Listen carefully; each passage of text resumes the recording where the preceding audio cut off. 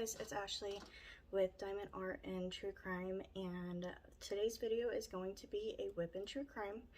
I am doing this video because it is long overdue. So many of you were asking me, hey, when are you going to do another True Crime video? I love listening to it because I did one 5 months ago, probably like the third or fourth video on my channel, and I never did one again. I kept saying I plan on it, I plan on doing it. I want to, but there's just been so much that has been going on in my personal life that has kind of slowed me in the process. And I have a 1-year-old, so she also takes up a majority of my time. The only time I have to myself is when she's taking a nap, and sometimes I take a nap too.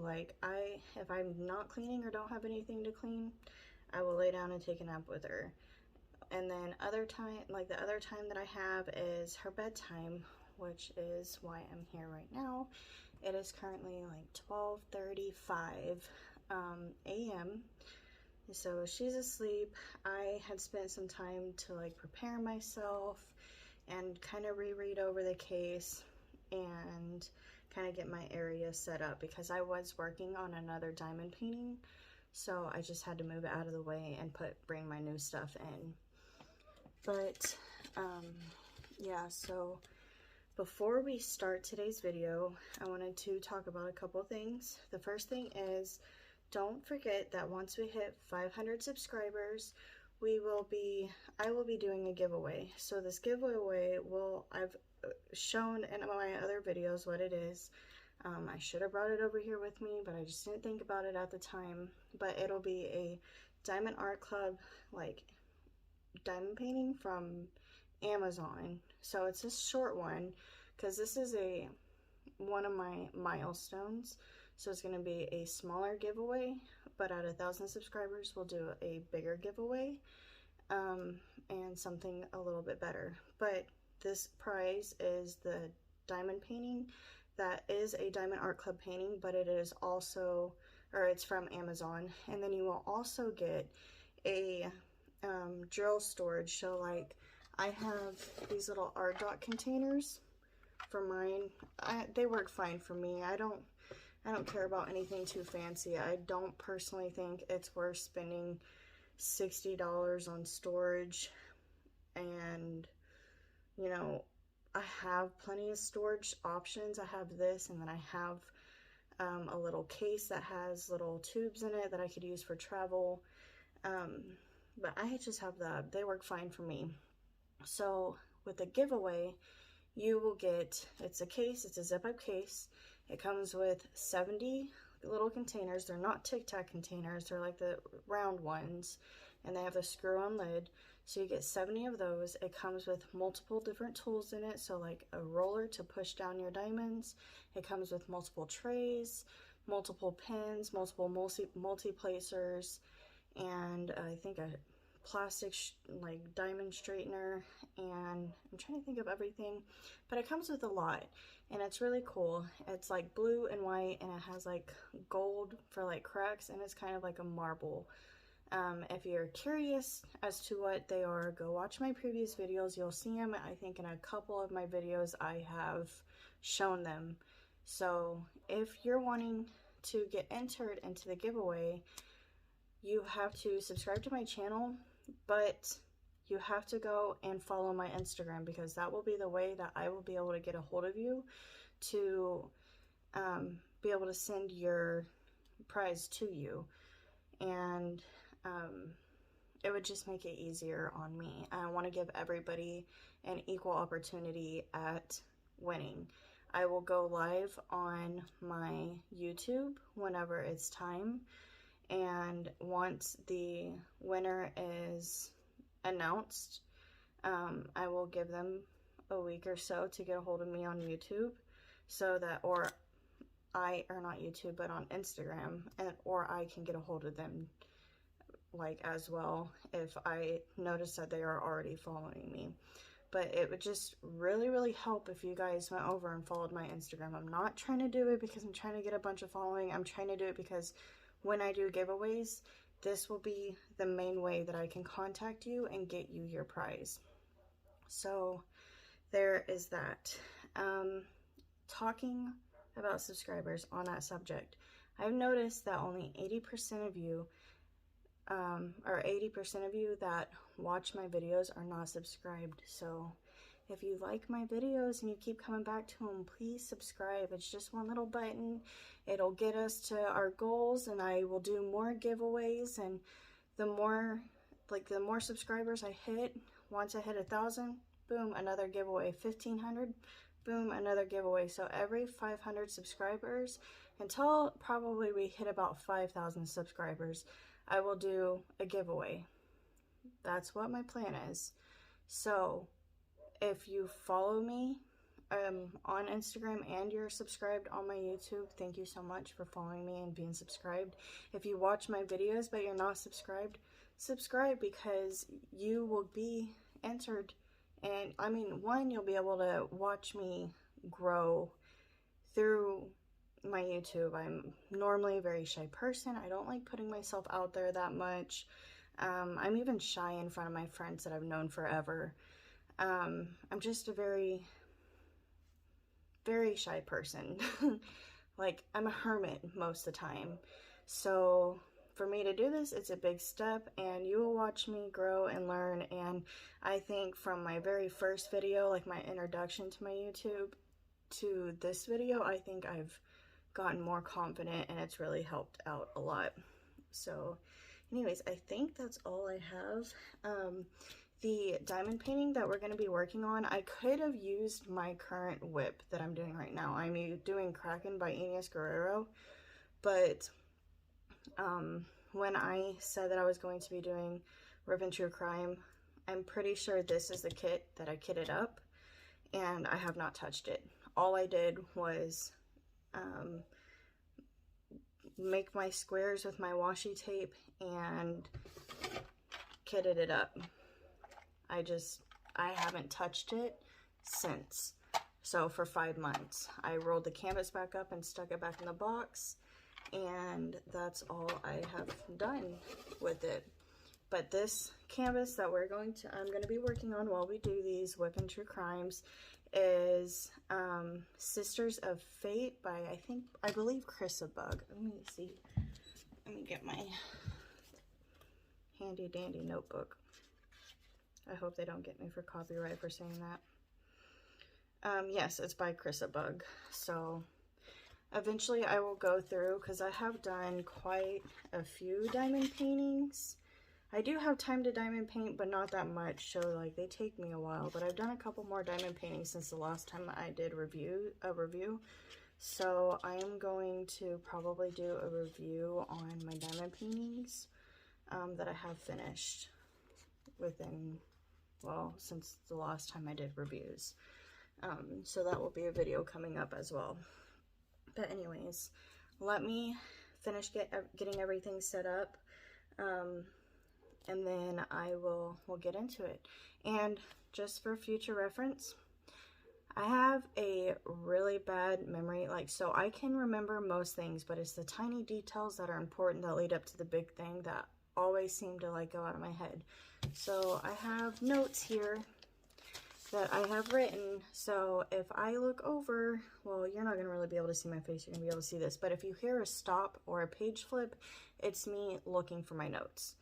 I will do my best to cut out any pauses that are longer than 2 seconds, and then I'll just go on from there. But I know the case and I know what happens in the case, but it's all the little details that add up to the end of the case, and I'm just not all of them, but a few of them that are pretty important, and I want to make sure to get them in there.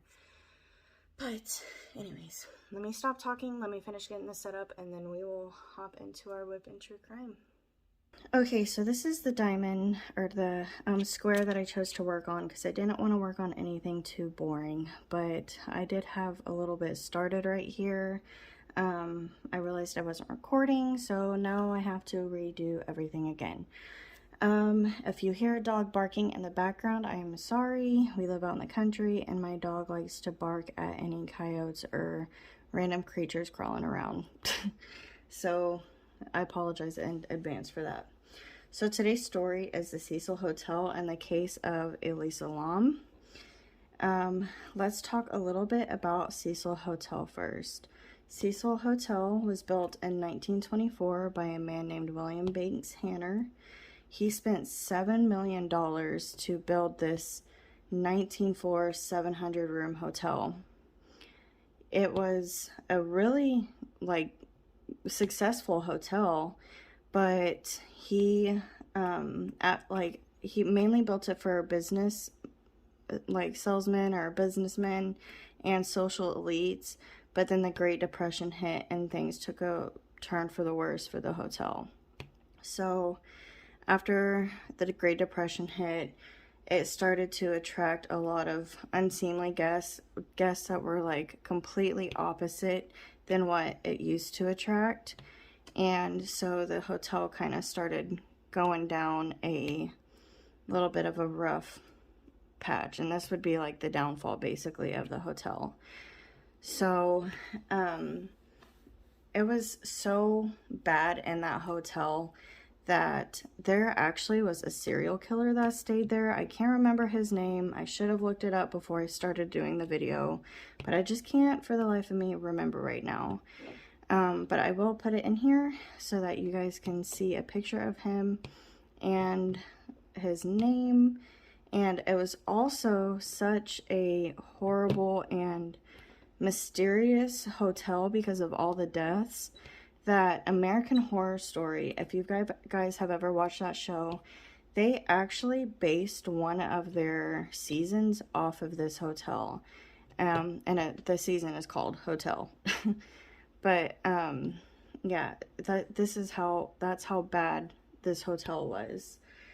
So in 2007, the Cecil Hotel became a half-budget friendly long-term stay for low-income housing, which meant that if you were barely scraping by, basically, if you were poor, you would be staying there in the hotel.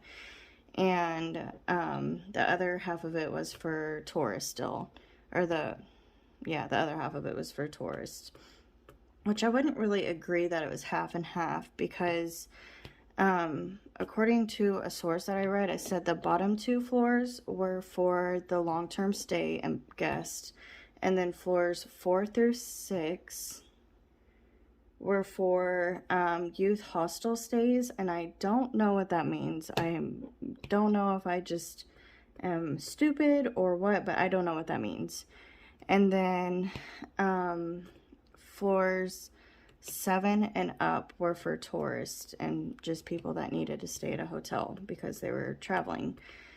And a man that is named Kenneth Givens, he was a former long-term resident there, and he said that any floor above 6 was dangerous and where people used to get killed. It was so bad because there's so many unexplained deaths, so many suicides, and so many murders that happened there.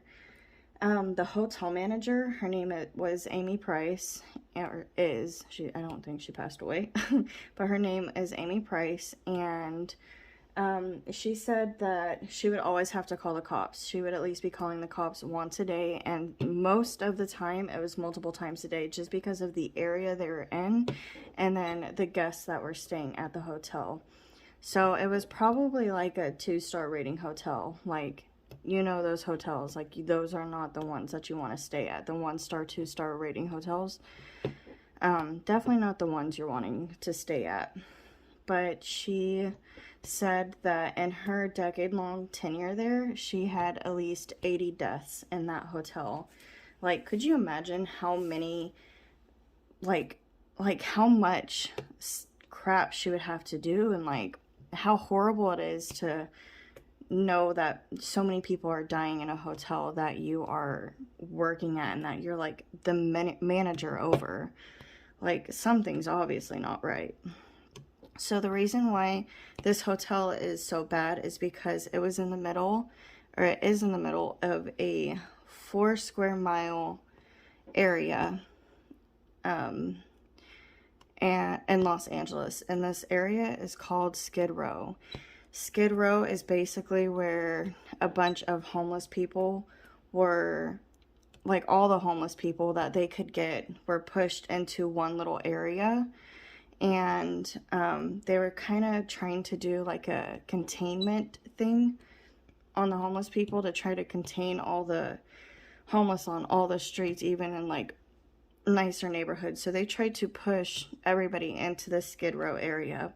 So if you were to ever go into Los Angeles, I'm pretty sure it is still there. You drive through there and you're just going to see homeless camps everywhere.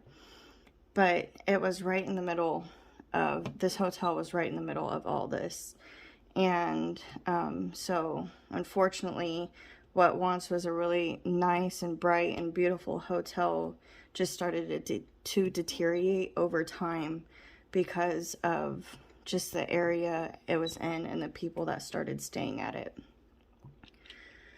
So now that you know a little bit about the Cecil Hotel, let's go ahead and talk about Elisa Lam. And I hope I'm saying her name right. I've heard Lam and I've heard Lamb. I don't know. I will just call her Elisa for the video, so I'm not butchering her last name every single time I say it.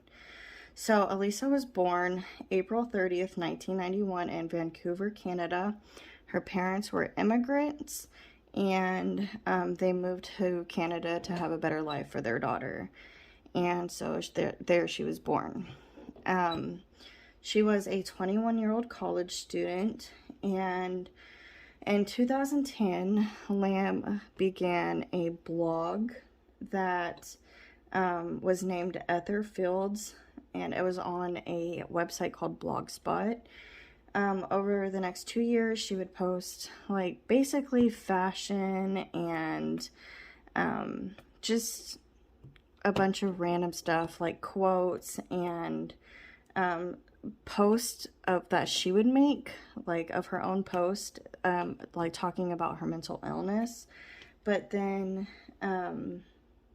she had started to struggle with her mental health in 2012, and she relapsed. And I could not really find anything on her childhood.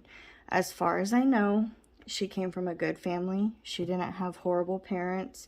She wasn't beat. She wasn't abused in any type of way. She wasn't neglected. She just had bipolar and depression, which kind of like can fall under the same category if you have a bipolar disorder.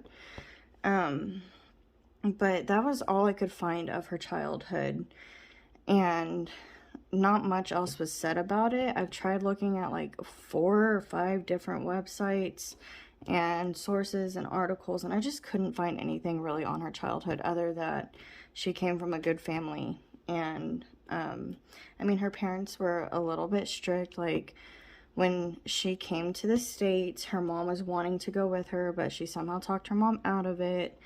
And so I mean, it's not like they were like so strict that you're like, no, you can never go do anything on your own. But anyways, in 2012 she had relapsed, and she had basically announced on her blog that she was going to be quitting, and she also had dropped out of a couple of her college classes. And on her blog, before she deleted it or stopped it, she posted, "You're always haunted by the idea you're wasting your life." And it was a quotation from Chuck Palahniuk. I think that's how you say his name. But so Lam had worried that with her dropping out of her classes, it would look really weird on her transcript. So she decided to take a break from college, and she just went to travel the world. She thought there was more to see than college and Vancouver, Canada, and just Canada in general. So she decided to travel to the United States. She first went to, I think it was San Diego, and she went to the San Diego Zoo, and from there she was supposed to check in on January 26th, she arrived at the Los Angeles, and 2 days later she checked into the Hotel Cecil, or Cecil Hotel. I have it written both ways, I don't know why. She was originally assigned a shared room, which I don't necessarily know what a shared room is. I don't know if she went with someone and it was a room they shared together, or if it was a room that you get put in with another stranger. I don't know. Like, I've rented a hotel room with friends before, but I've never had like a shared room where you like share your room with a stranger. I probably would never do that. Well, anyways, she was originally assigned a shared room, but her roommates had started complaining to the hotel's lawyer and manager that she was acting really strange and had really odd behavior. And it was said that she would leave notes on the door, or just notes around the hotel room telling her roommates to go home or go away. And then she would lock the hotel room so that her roommates couldn't get in. And she would require a password for them to be able to get into the room. So eventually she was moved out of her room. Now, when I was reading this, I kind of thought it was a little strange how it was already starting. So I kind of did a little bit more of a deep dive into her past. And it said that her parents she was on a bunch of different types of medicines. I don't know if it was all at the same time or if it was stuff that she had tried, but she was on multiple different types of medicines, such as Wellbutrin, Ketapine, Dexedine, Spanzol, and so much more. And her parents said that she never had any suicidal thoughts, but she was really bad about taking her medicine. So when she would stop taking her medicine, she would have like these hallucination, like kind of psychotic episodes. And she had one time actually hid under her bed, and there was another time that she was actually hospitalized because she was not taking her medicine and she had a psychotic episode. And I guess that is something that goes along with bipolar disorder. You could have it so bad that you start hallucinating stuff. And that's kind of why I'm talking about this story, because some stuff lines up and some stuff doesn't. So anyways, Lam went, her time, I think she just stayed in the hotel. She would go across to the bookstore that was across the street, and she would get books and she would get gifts for her family to bring them back. And she would like go out and stuff, and then she'd come back. But nope, I lied. So Lam had actually kept in contact with her parents, and this was like kind of a red flag for her parents on the day that she went missing, because even though she wasn't taking her medicine, or she wasn't taking it as much as she should have been, she would still call her parents and let them know that she was doing okay. Well, on June 31st, 2013, she was supposed to check out of Cecil Hotel, and she still did not check out of the Cecil Hotel. And she had not called her parents that day. So her parents immediately called LAPD, because this is not like her. She called every single day that she was gone. And so they immediately called LAPD and reported her as missing. And then they flew to LA to help search for her. Katie Orphan, she was the manager of the bookstore that was across the street from the Cecil Hotel. And she saw her on the last day that anybody had seen Elisa out and around. And she said that she came in and she was very outgoing, very lively, and very friendly while she bought presents and gifts for her family. And she was the last person that ever saw her alive. Well, so the LAPD, they had ended up searching the hotel. They searched her room and they noticed that in her room, her laptop was left and her medicine was still there. Like all of her belongings were there. And I should have mentioned this earlier. She did stop her blog on Blogspot, but she started one on Tumblr. And I don't remember how to say it. I'll put it up in here because I will butcher it if I try to say it. I think it's Novella Novi or something like that. I don't exactly remember. But I totally probably just butchered that. And she did start basically another blog type thing, and it consisted of the same stuff: fashion, quotes, and then like fashion pictures, quotes, and like life updates or like stuff that was going on with their mental illness and mental health. And so it wasn't like, it was rare to see Elisa leave without her laptop because she was always on Tumblr, always. And so when the police found her laptop in her hotel room, and her parents said that it was weird that she did that and that's not right, then they were like, okay, so there's something more going on than just a girl that isn't contacting her family or whatever. So they brought in search dogs, and they had the search dogs walk through the entire hotel, including the roof. They could not go into all the rooms because they didn't really have like probable cause at the moment to, really search every room. They just know that this girl's missing and it doesn't look like she's been back into her room.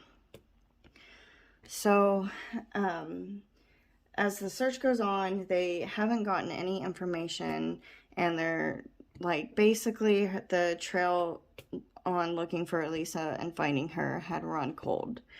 But on February 6th, police had decided they needed more help, so they posted flyers like around the neighborhood, and they posted stuff online, and then this really brought Elisa's case to light. And I don't think that they got any information out of this. They posted it in hopes that somebody would be like, oh yeah, I seen her here, or oh yeah, I seen her here. But there was just nothing coming in. And so eventually police released a surveillance video that was caught by a hotel elevator that was of Elisa.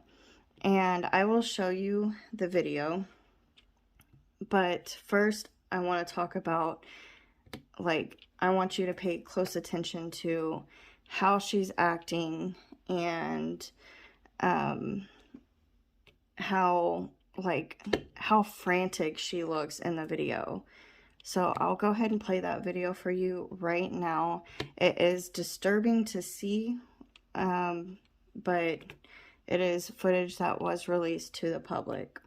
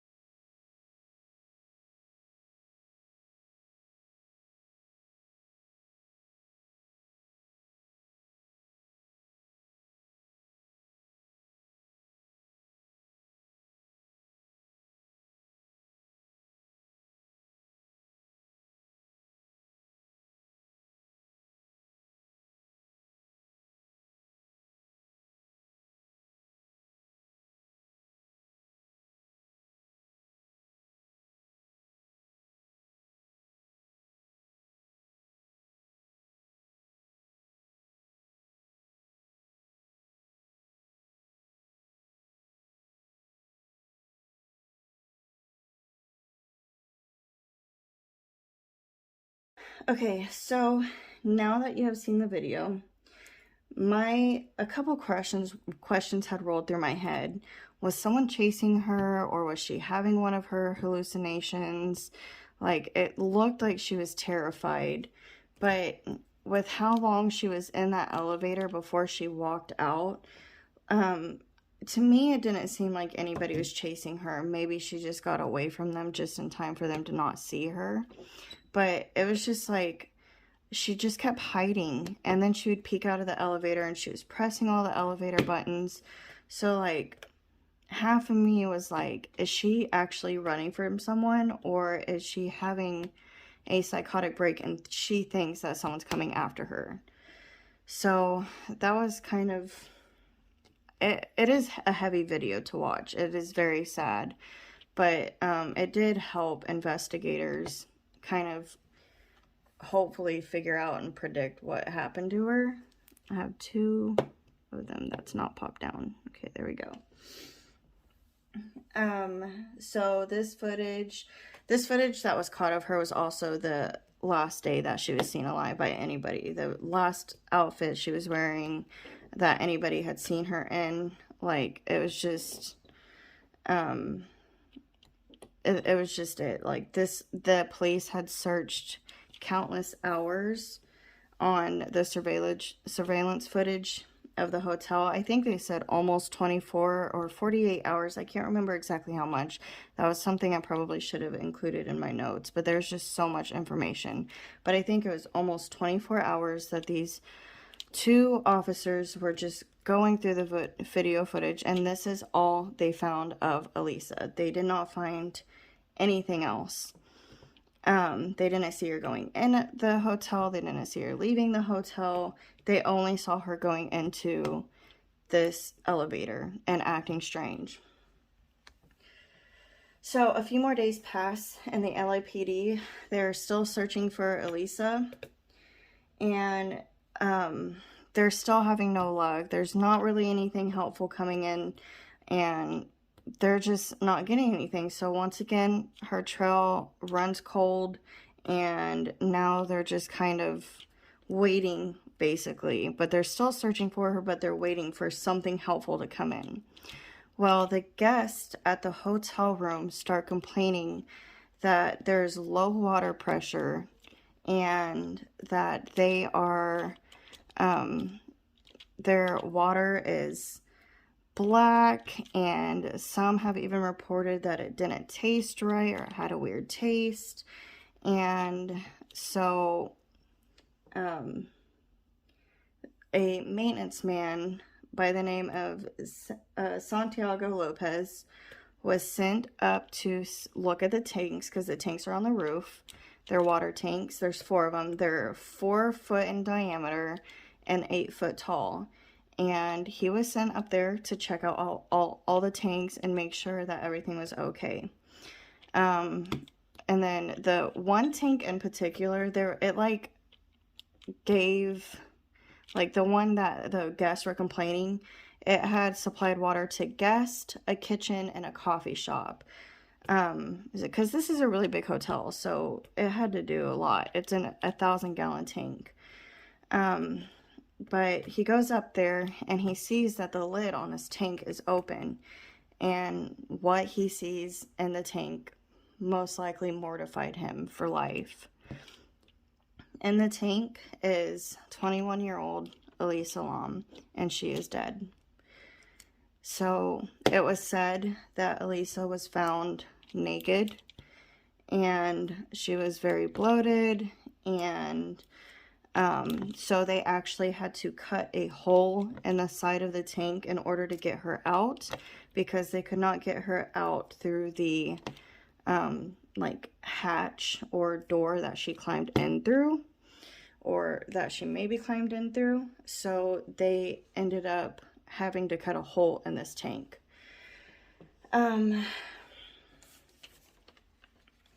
Basically, once her body got back to a coroner's office and they did an autopsy, or I don't know if it would be considered the office, but once her body got back to where they could do the autopsy. The coroner said that she was very decomposed. Her skin was green, and there was evidence of like skin basically pulling away from her body. And then her like she was just very, very decomposed. It's been like almost 3 weeks or maybe a month since she has went missing. So they said that there's no evidence of physical trauma or, you know, sexual abuse or suicide, but they did say that her toxicology test showed that there's a little bit of her prescription drugs in her system, a little bit of her non-prescription drugs like ibuprofen or like over-the-counter meds, stuff like that.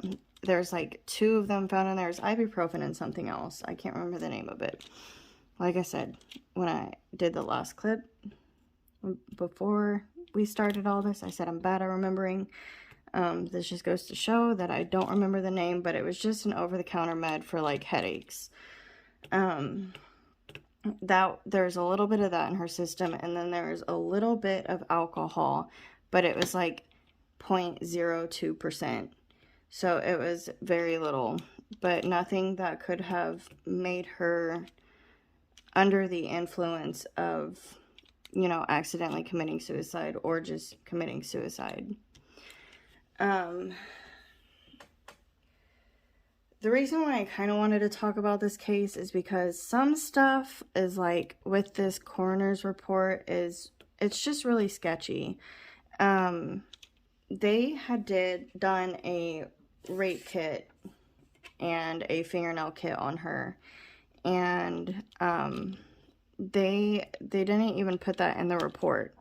So I know for certain kits you have to do it within 72 hours or else it's not valid, or there's like no evidence, but they didn't put anything. So even if the test did come back inconclusive, they should have put inconclusive, because I mean her body had been sitting in water, so the water could have destroyed any evidence if she was, you know, hurt.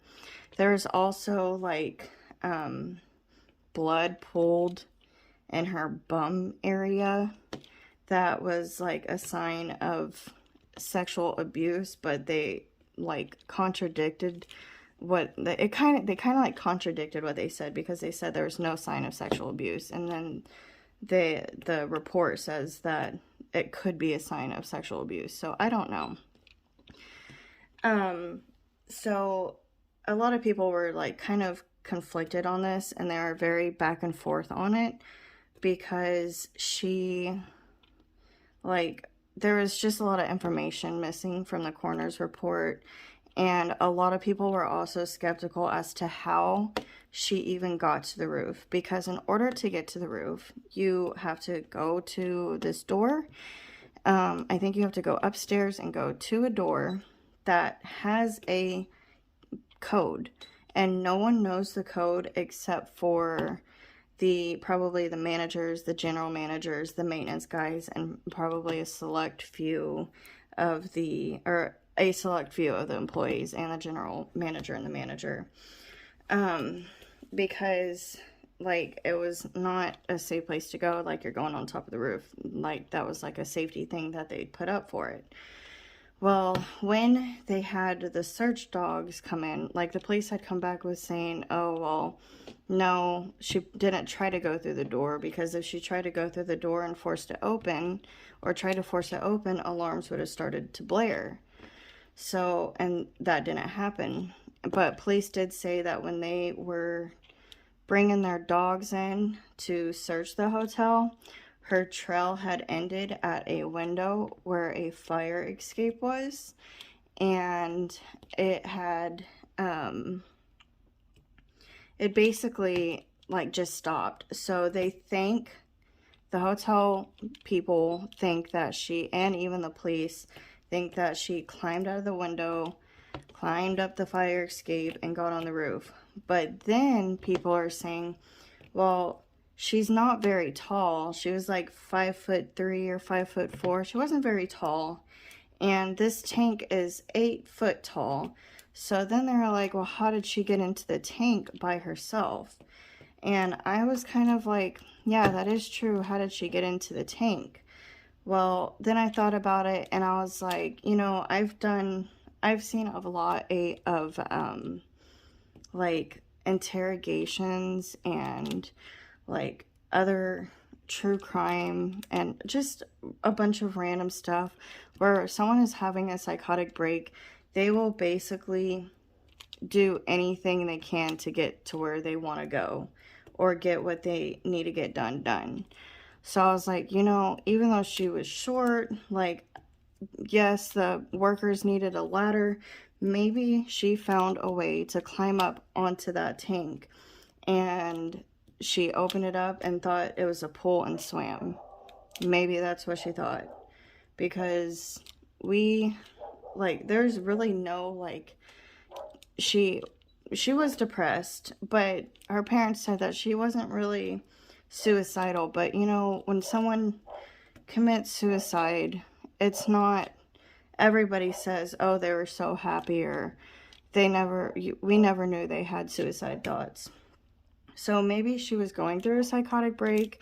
Maybe she was trying to hide in this water tank from whatever or whoever was chasing her, and she just couldn't get back out, so she eventually drowned. There's just so many theories on this.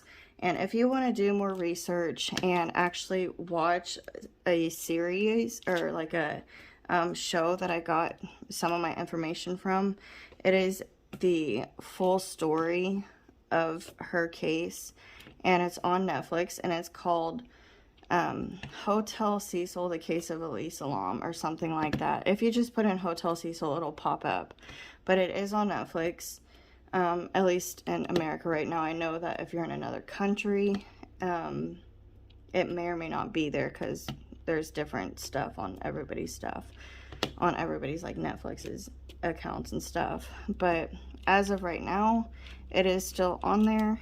And if you actually want to like know the more in-depth information, then I would highly like recommend watching that, because it was just like, I don't know, like the way the manager was acting, it almost looked like she was trying to cover up for something. And then the police, like one guy, he was the detective, and he was like really adamant that like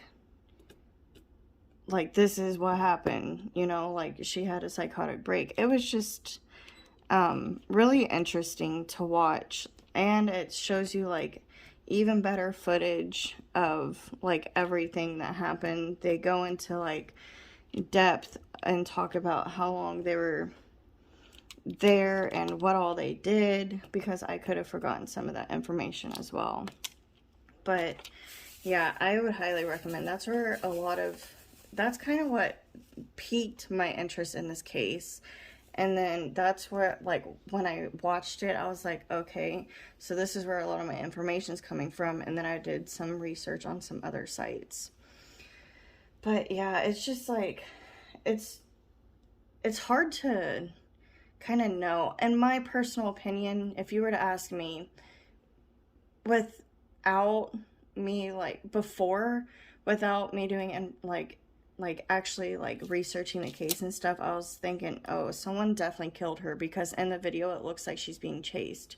But then once I realized that she had bipolar disorder, and she struggled with hallucinations in the past, I was like, and if she didn't take her medicine, I was just like, it kind of seems like she did have a psychotic break, and maybe she was running from someone or something, and she was trying to hide. She couldn't get to the roof, or maybe I don't know why she didn't just run out of the building, but maybe, I don't know, it could have been better for her to go out of the building, because maybe she would have still been alive. But she went all the way up to the roof. She probably did climb the fire escape. Like, I don't know. I say probably because you don't exactly know her footsteps, because there were cameras in the hotel, but they only had specific cameras working, and then in other parts of the hotel, they, like a lot of the hotel actually, they did not have very many or they didn't have cameras at all.